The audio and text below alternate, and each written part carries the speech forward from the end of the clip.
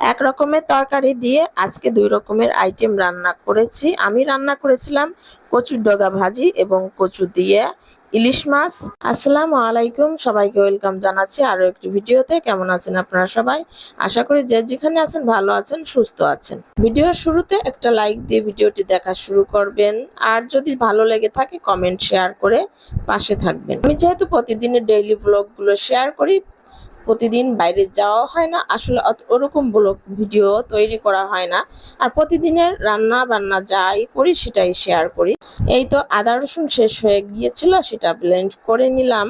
আর আদা রসুন আমি যখন ফ্রিজে রেখে দিই আমার অল্প দিনেই শেষ হয়ে যায়, কারণ বাসায় বেশিরভাগই পোলাও, বিরিয়ানি, খিচুড়ি এবং সপ্তাহে 2-3 দিন মাংস রান্না করা হয়, যার কারণে শেষ হয়ে যায়। এই জন্য একটু বেশি করেই করে নেওয়া হয়।